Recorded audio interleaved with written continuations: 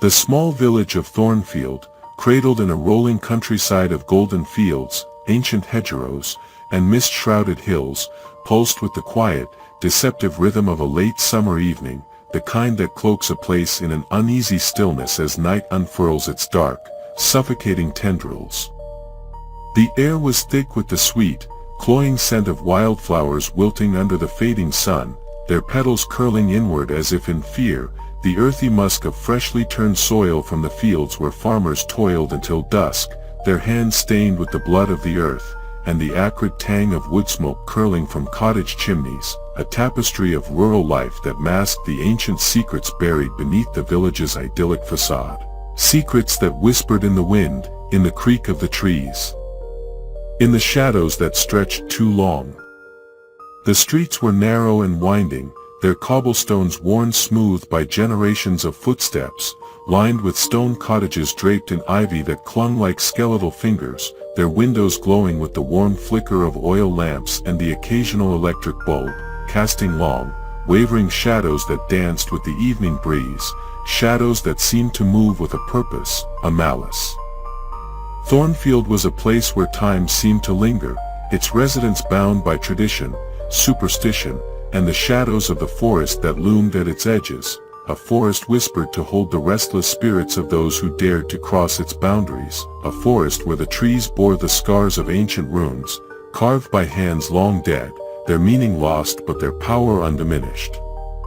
At the edge of the village, where the field surrendered to a dense copse of gnarled trees, oaks and elms twisted into grotesque shapes by time, their bark scarred with etchings of forgotten symbols, their branches clawing at the sky like the hands of the damned, stood Willow Manor, a sprawling, dilapidated estate that loomed like a decayed monument against the twilight sky, a monument to madness, to suffering, to the unspeakable. Its paint peeled in jagged strips, revealing the gray, rotting wood beneath, wood that seemed to pulse with a sickly life of its own. Its windows were cracked and boarded, some with shards of glass reflecting the moonlight like broken teeth, others covered in a film of grime that wept like tears. Its roof sagged under the weight of neglect, tiles missing like gaps in a skeletal grin, the chimneys leaning as if to whisper secrets to the sky.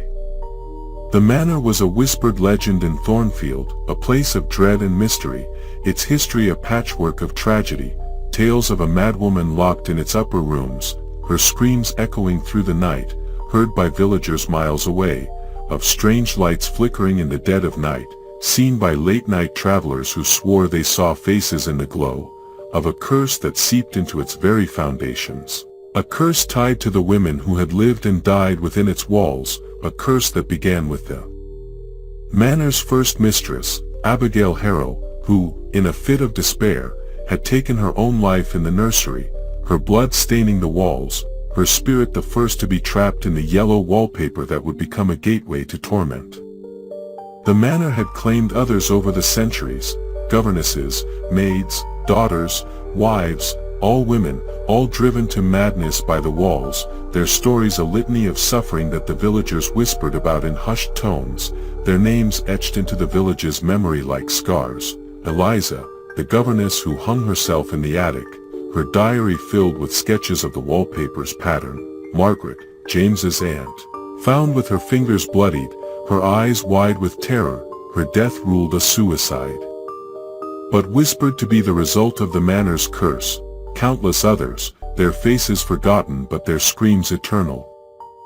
Willow Manor was a place avoided by all but the bravest or the most desperate, a place where the air was heavy with the weight of the past, where the ground itself seemed to shudder with the memory of what had been done within its walls.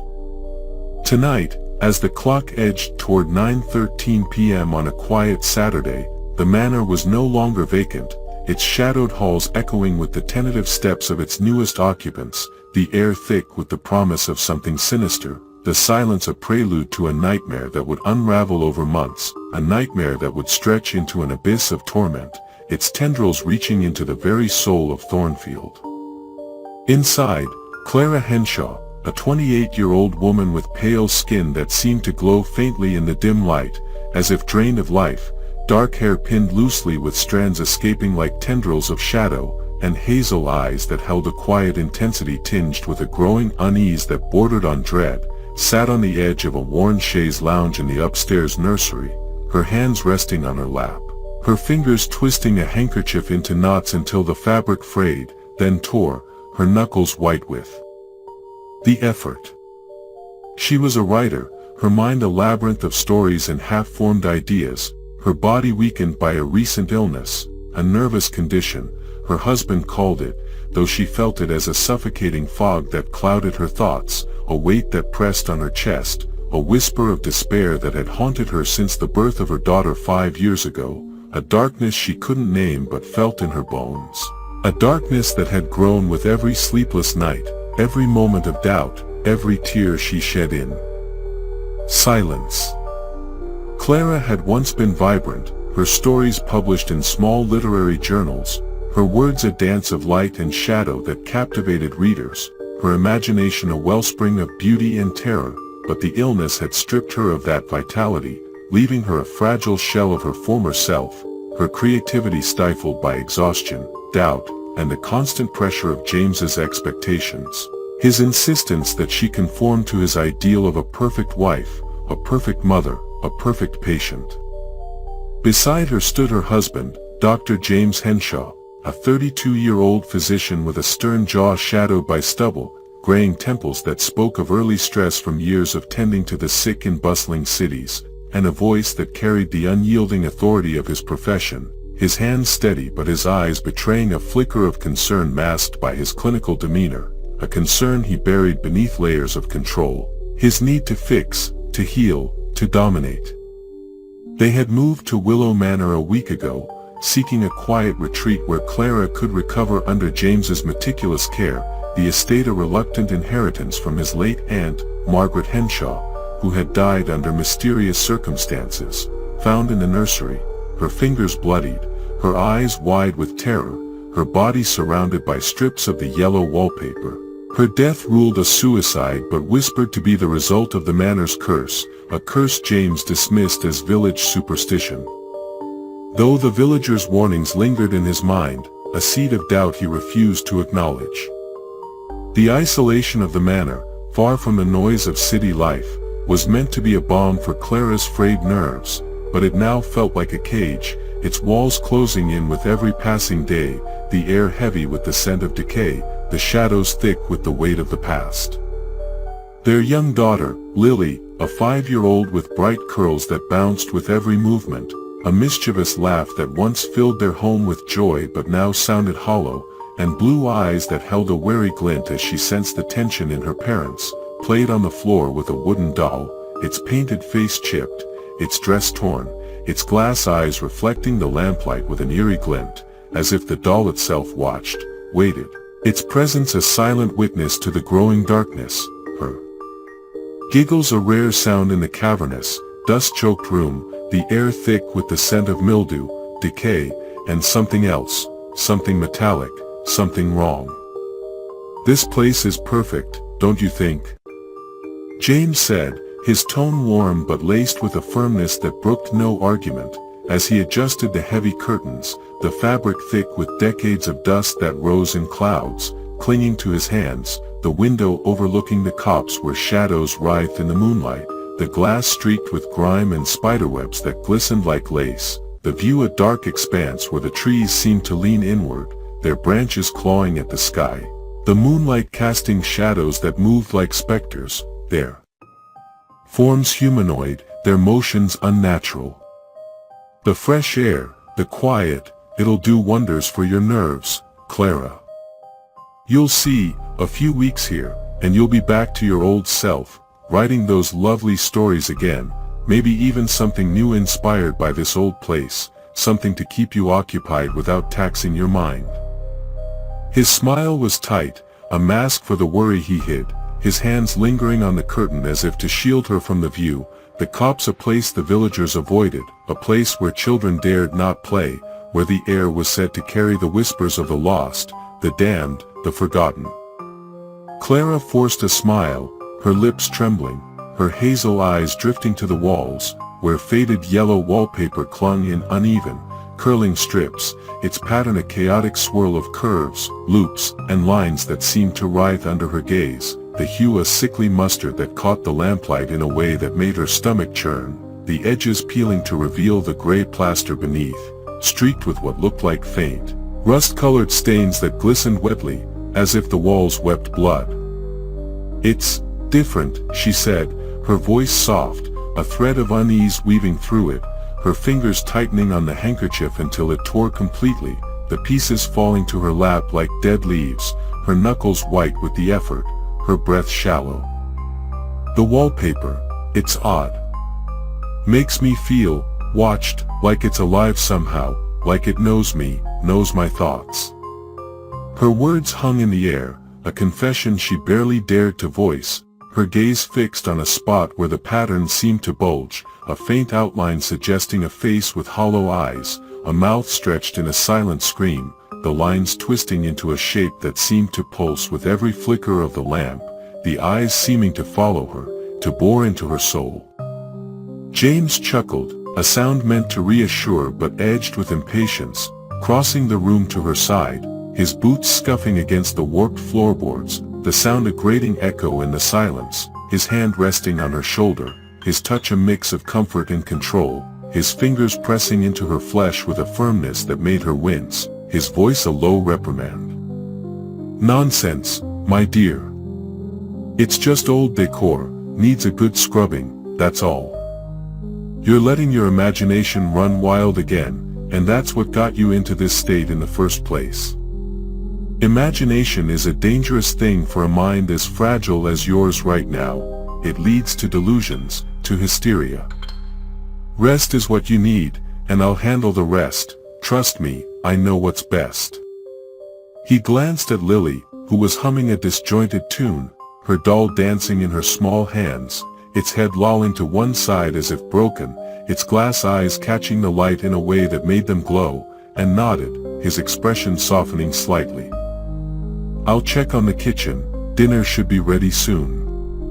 Stay here and relax, both of you. No more talk of the walls, Clara." He left the room, his footsteps echoing down the hall, the sound fading into the creaks of the old house, the walls groaning as if in protest, the air growing colder, the shadows lengthening, leaving Clara alone with her thoughts, her daughter, and the walls that seemed to watch with an unblinking gaze, their presence a weight she couldn't shake.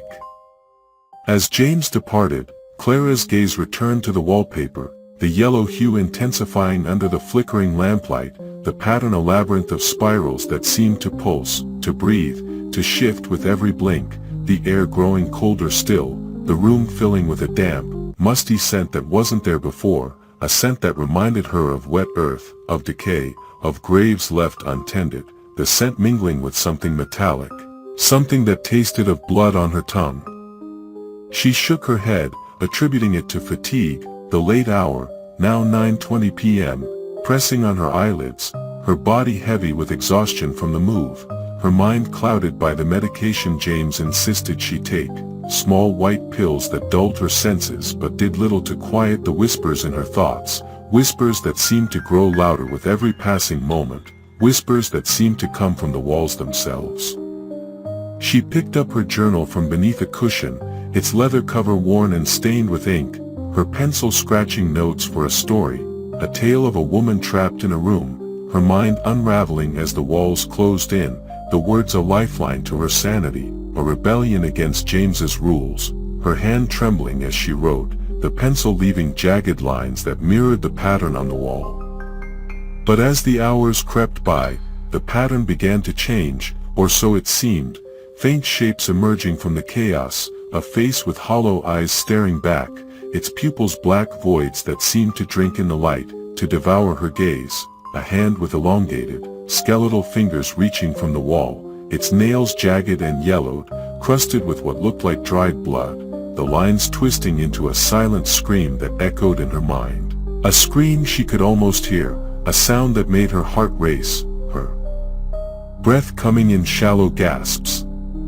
She blinked, rubbing her eyes, the clock ticking past 9:30 p.m., the late-night stillness amplifying the sound, the room growing colder still, the air thick with a presence she couldn't name, the lamplight flickering as if caught in a draft, though the windows were sealed tight, the flame casting shadows that danced with the pattern, shadows that seemed to take form, to move with a purpose, to reach for her. "Mommy, the wall's moving," Lily said, her voice high and piercing, her blue eyes wide with a mix of curiosity and fear as she pointed at the wallpaper, her doll tumbling from her hands to the floor, its painted face staring blankly, its glass eyes reflecting the yellow hue of the walls, glowing with a light that wasn't there before, her small body trembling as she backed toward Clara, her curls bouncing with each step, her breath coming in quick gasps, her voice trembling with a fear that mirrored Clara's own. "It's crying, Mommy, it's crying black tears."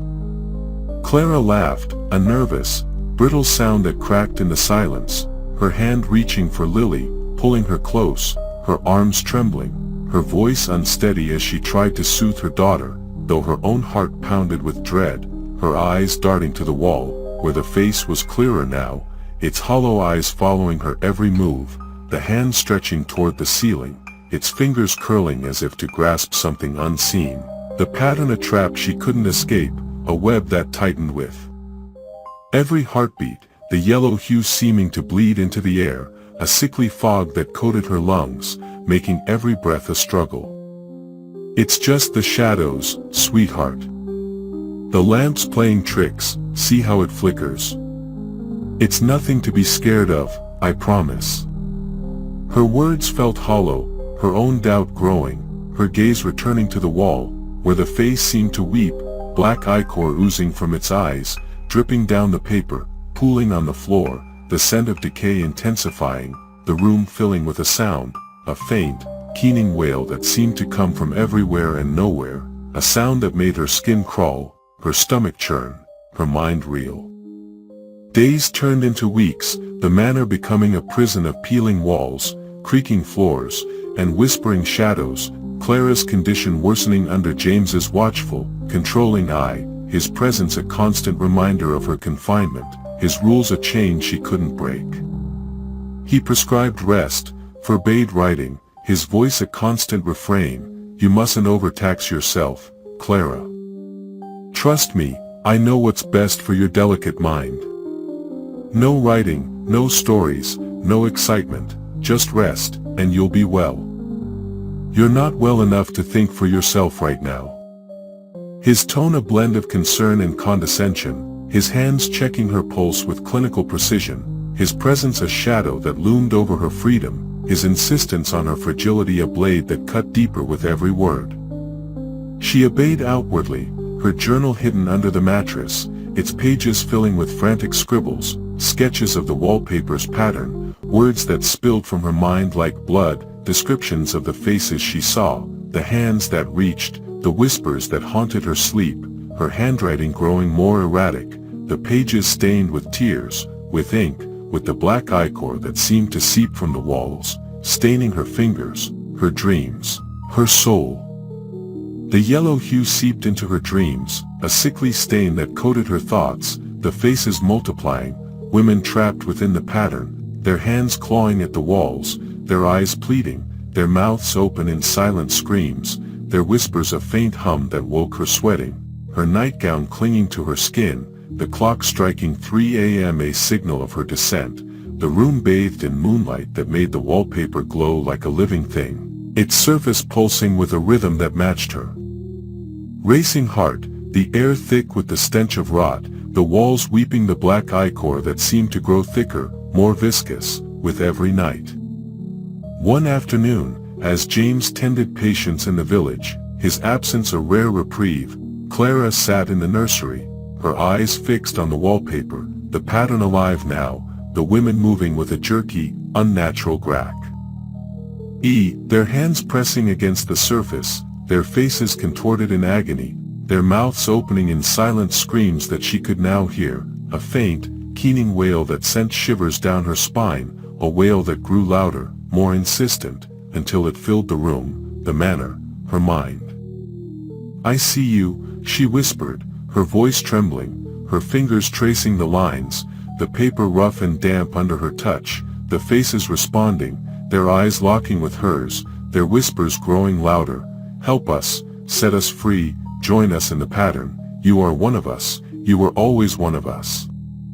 She pulled her hand back, her skin crawling, the sensation of their touch lingering, a coldness that seeped into her bones, her breath fogging in the air despite the summer heat, the room filling with the stench of decay, a scent that reminded her of rotting flowers, of graves left untended, of bodies forgotten in the earth, the black ichor oozing from the walls, pooling on the floor, creeping toward her, its surface shimmering with a sickly light, as if alive, as if hungry.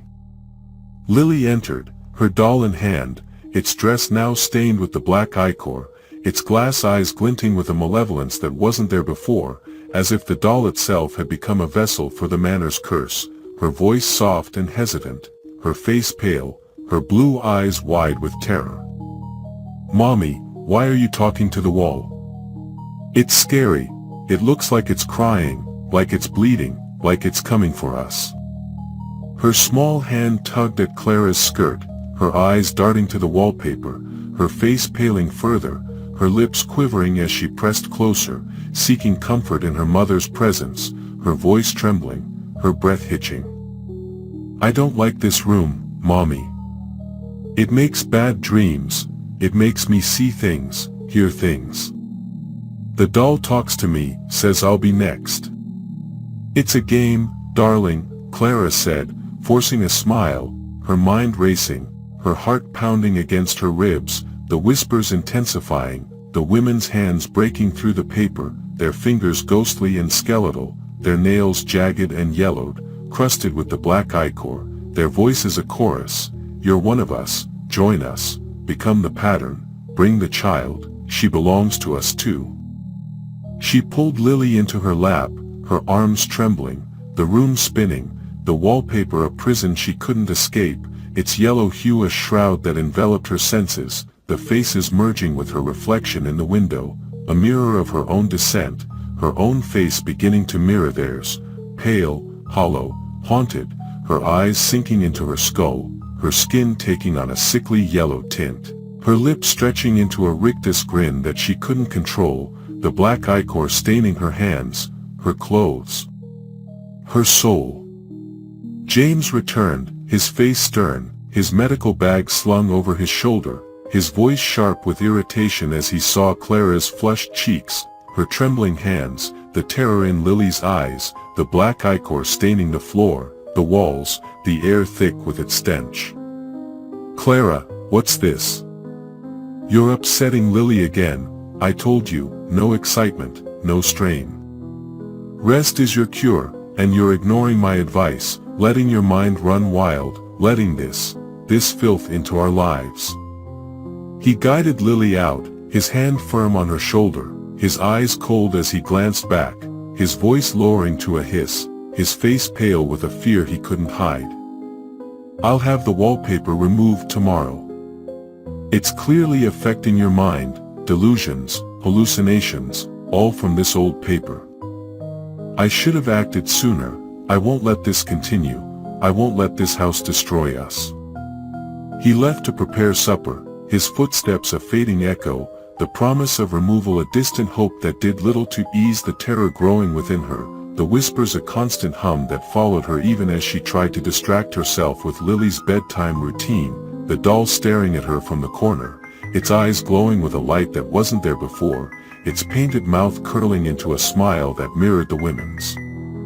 But the next day, the wallpaper remained, the workmen delayed by a sudden, violent storm that swept through Thornfield, a storm that seemed unnatural, the rain lashing the windows with a ferocity that shook the manor, the thunder a drumbeat to her madness, the lightning illuminating the wallpaper in flashes that made the women's faces glow, their eyes burning with a sickly light, their hands reaching further, their nails scraping the air, the black ichor flowing like a river, staining the floor.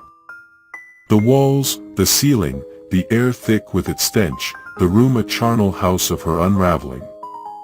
Clara's obsession deepened, her days spent tracing the pattern with her fingers, her nails digging into the paper, her nights haunted by the women, their faces merging with hers in the mirror, their whispers a constant companion that filled the silence, the clock ticking past 4 a.m., the late-night hours a sanctuary where the walls came alive, the manor a living entity that seemed to feed on her fear. Its creaks and groans a language she was beginning to understand, a language of pain, of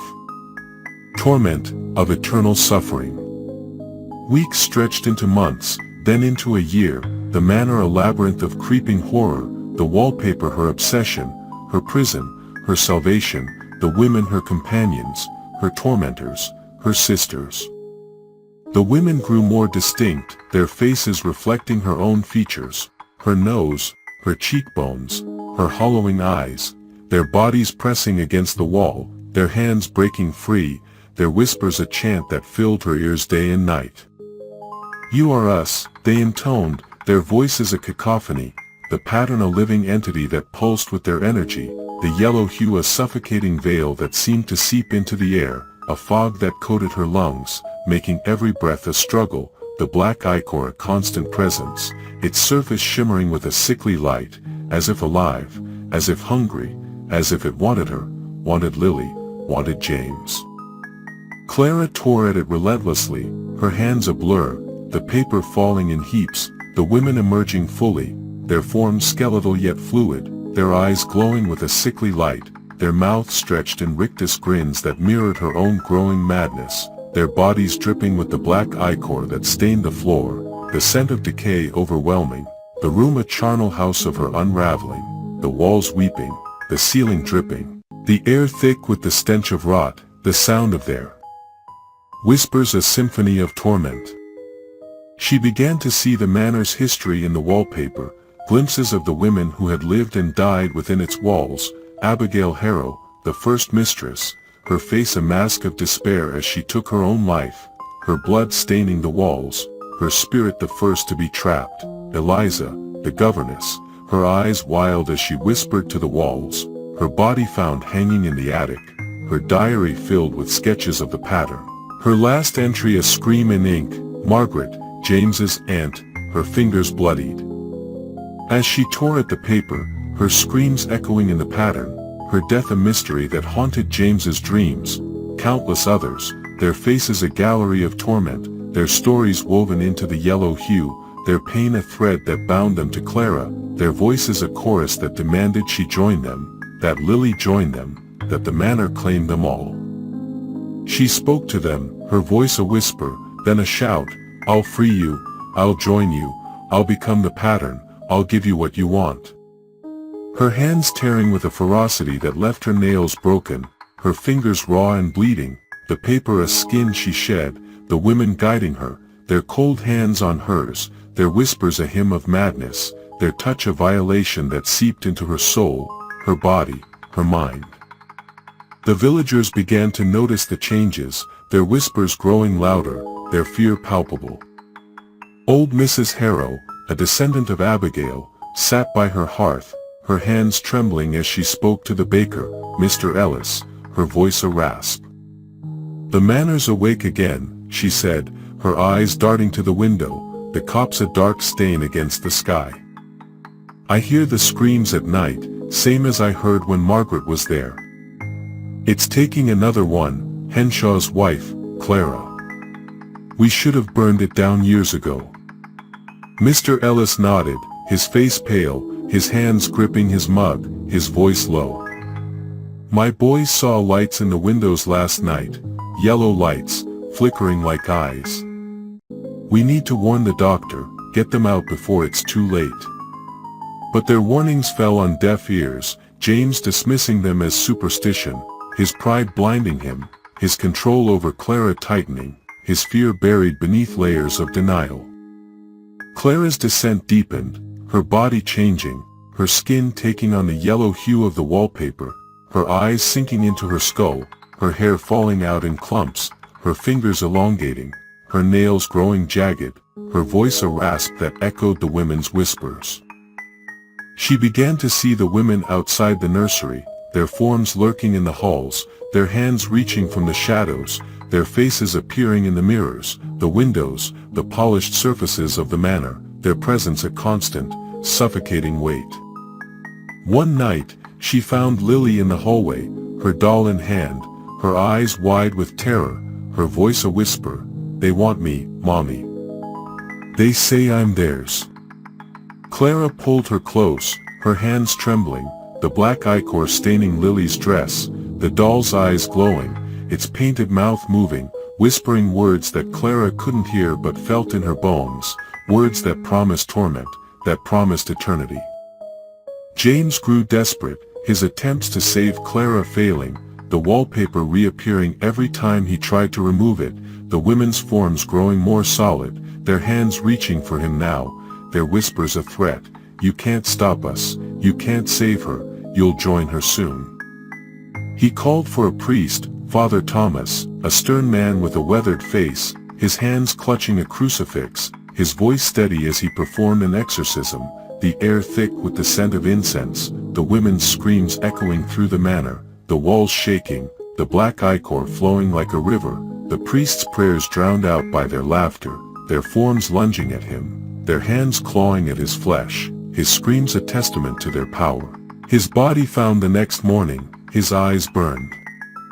out, his face frozen in a rictus grin, the crucifix melted into his chest, the manor untouched, the wallpaper intact, the women stronger, their whispers a promise of more to come. One evening, as James slept in the master bedroom, his snores a distant rumble, Clara tore at the wallpaper with a wild abandon, the women emerging, their forms solidifying, their hands grasping her arms with an iron grip, their faces mirrors of her own, scarred, hollow, smiling with a grotesque joy, their bodies dripping with the black ichor, their eyes glowing with a sickly light, their mouths stretched in rictus grins that spoke of eternal torment. "You're ours," they whispered, their voices a deafening roar, the room filling with their presence, the yellow hue enveloping her, the air thick with the stench of rot and despair, the floor slick with the black ichor that oozed from the walls, the women's forms melting into the paper and emerging again, a cycle of torment that trapped her in their dance, their hands guiding her, their whispers a hymn of madness, their touch a violation that consumed her, her body merging with theirs, her skin peeling away to reveal the yellow hue beneath, her bones cracking, her form twisting, her mind shattering into 1,000 pieces, each piece a fragment of the women's torment, her laughter a sound that shook the manor, the windows shattering, the walls weeping, the ceiling collapsing, the air thick with the stench of decay, the sound of their whispers a symphony of eternal suffering. James found her at dawn, crawling along the wall, her hands bloody and raw, her nails torn away, her body a grotesque parody of humanity, her skin yellow and peeling, her eyes glowing with a sickly light, her face smeared with dust, blood, and the black ichor, her voice a chant. "I've freed them, I'm free, we are the pattern, we are eternal, we are legion." He pulled her away, his face pale, his hands shaking, his voice breaking with a mix of horror and disbelief, his mind unraveling as he saw the women's forms behind her, their hands reaching for him, their whispers a promise, "You're next." But she was gone, the women within her, their whispers a symphony in her mind, the wallpaper a gateway to a realm of madness, the manor a tomb of her sanity, its halls echoing with her laughter, a sound that lingered in Thornfield, a curse that seeped into the soil, a shadow that haunted the village into eternity, the women's forms spreading, their hands reaching into the village, their whispers claiming new victims. The manor a monument to the eternal torment of those trapped within its walls. Its curse a living thing that would never die, its legacy a nightmare that would consume all who dared to cross its threshold.